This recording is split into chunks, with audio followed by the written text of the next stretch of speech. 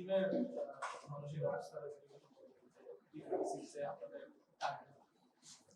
First of all আমি আগের থেকে ভালো, যে কন্ডিশনে ছিলাম তার থেকে ভালো, বাট আজকে দেখবো এন্ড দেন কালকে দেখে তারপর ডিসাইড করবো আমার বিষয়টা।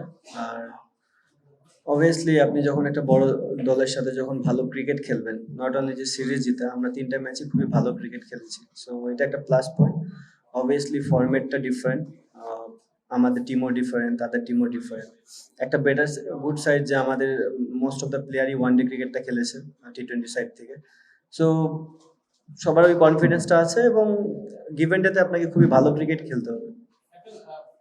ওয়ানডে টিমের আপনি গত যে সিরিজটা খেলেছেন ফার্স্ট ওয়াজ পেস বোলিং অ্যাটাক হতে ছিল না, এবার আপনি পাচ্ছেন ফার্স্ট কিংয়ে পাচ্ছেন না, অনেক কথা হচ্ছে প্লিজ ফার্স্ট কিংয়ে পাচ্ছেন না, নাকি পাচ্ছেন শরীফুল আছে, মুস্তাফিজ আছে, মানে একটা হেডেক কিনা যে কাকে চুজ করবে। এটা একটা ভালো জিনিস যে আপনার বেঞ্চ সাইডে অনেক স্ট্রং, আপনি যে কোনো প্লেয়ারই খেলাতে পারবেন বেস্ট 11। এটা একটা ভালো কম্পিটিশন, আর at the same time Bangladesh টিমের জন্য ভালো যে আপনার বেঞ্চ অনেক স্ট্রং হচ্ছে। সো দেখেন, আমি আগেও বলেছি Taskin and Fizz big name, তাদের যে অভিজ্ঞতা, লাস্ট সিরিজে তাদেরকে খেলানো হয়নি বিকজ অফ রেস্ট, সো এই সিরিজে তারা এসেছে ফুল স্ট্রেংথ নিয়ে, আমরা যাচ্ছি ভালো ক্রিকেট খেলার জন্য।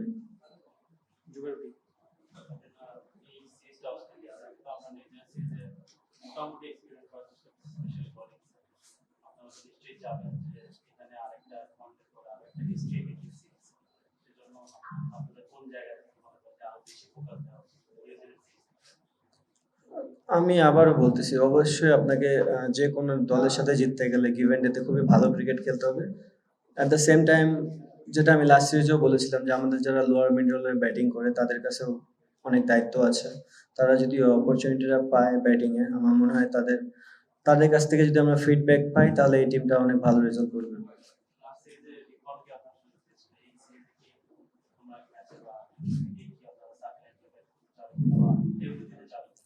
অবভিয়াসলি সাকলাইন তো লাস্ট সিরিজেও ছিল আমাদের, সে পার্ট অফ দ্য টিম। আর দেখা যাক, উইকেট দেখে বুঝে যদি ডিপেন্ড করে, অবশ্যই সে খেলার সুযোগ পাবে।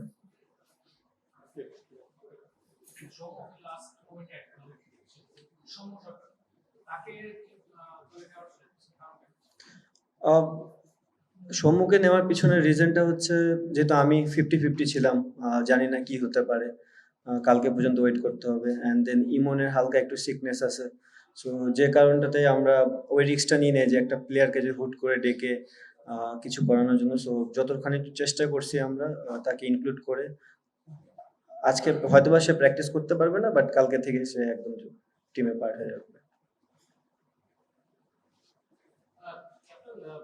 অস্ট্রেলিয়া বিগ ওয়ানডে সিরিজ হয়ে গেছে আমাদের সাথে, মানে আপনি নিশ্চয়ই এক্সপেক্ট করবেন they will come hard at এরকম নিশ্চয়ই আপনাদের একটা মানে ইয়ে থাকবে যে ওরাও অ্যাগ্রেসিভ করে থাকবে।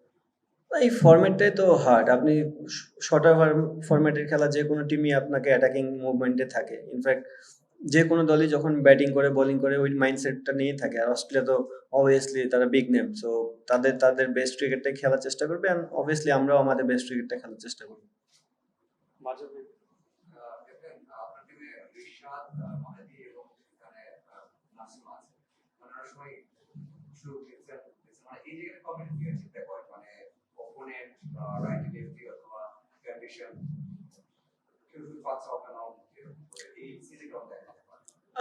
হ্যাঁ, ডিপেন্ড করে যে অপোনেন্টের স্ট্রেংথ কি, উইক পয়েন্ট কি। আমাদের যে বোলিং অ্যাটাক, আপনি বিশেষ করে স্পিনারদের কথা বললেন, এটা ডিপেন্ড করবে যে আমরা কোন উইকেটে খেলতেছি, কোন সার্ফেসে উইকেটটা বিহেভ কেমন হতে পারে, অ্যান্ড দেন তাদের স্ট্রেংথ পয়েন্ট, উইক পয়েন্ট দেখে আমরা, যেহেতু দুজনের বেশি 3জনকে খেলানোর চান্স খুব কম, আবার খেলতেও পারে, সো দেখা যাক, কালকে পর্যন্ত ওয়েট করেন একটু। ঢাকার উইকেটটা খেলেছেন, দেখেছেন চট্টগ্রামের উইকেটটা, চট্টগ্রামের উইকেটকে আসলে সাধারণত ব্যাটিং ফ্রেন্ডলি বা একটু স্পোর্টিং উইকেট ধরা হয়, কিন্তু ঢাকাতেও আমরা দেখলাম যে এই ধরনের উইকেট খেলা হচ্ছে একটু গ্রাসি, একটু বাউন্সি উইকেট। চট্টগ্রামের উইকেটটা দেখলেন আসলে পার্থক্য কিছু মনে করছেন না পিচের মাঝে? না, এখনো খুব একটা দেখতে পারিনি, দেখি আজকের দিনটা তো আছে, প্র্যাকটিস করবে টিম, যত সময় যায় উইকেটে বিহেভিয়ার চেঞ্জ হতে থাকে, and কালকে খেলাও দুপুরের দিকে, সো স্টিল টাইম আছে।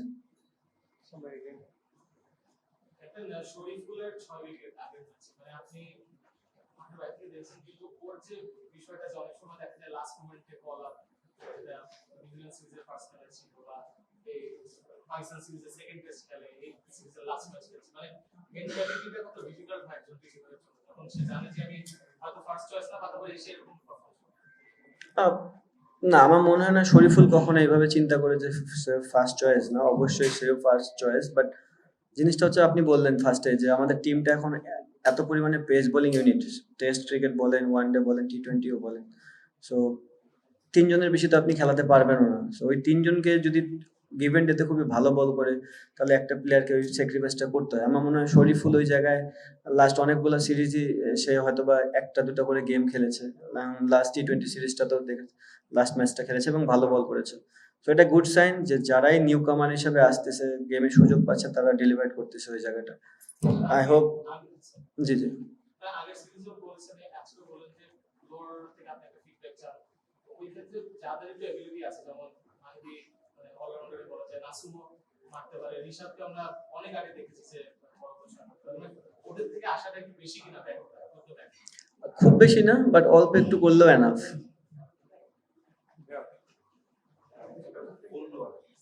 শরীফুলরা বা সবুজ সুযোগ পাচ্ছে না, তাদের একটা মেসেজ দেন আপনাদের ক্যাপ্টেন বা টিমের কি ধরনের মেসেজ থাকে?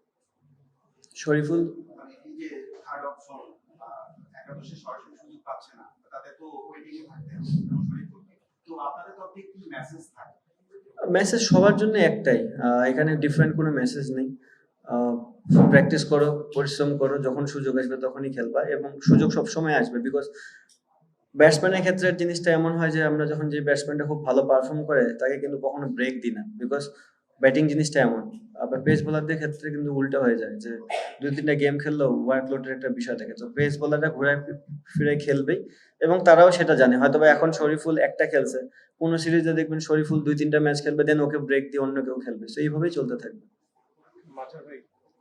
ক্যাপ্টেন, হচ্ছে বাংলাদেশে সাকসেস হচ্ছে, সেটা তো ইন্টারন্যাশনাল নিউজে কথা হচ্ছে, অনেক বড় তারকারা কথা বলেছে, নিজেরাই কথা বলেছে, মাঝখানে কোর্ট করেছে ভাষা বলে যে এই টিমটা ওয়ার্ল্ড কাপে আসতে খুব ভালো, মানে আপনি এটা কথা বলছেন, বাট এইভাবেই বলছেন যে এই টিমটা যে আমরা অনেক সময় যাই কি ভালো করতো তার জন্য ব্যর্থ।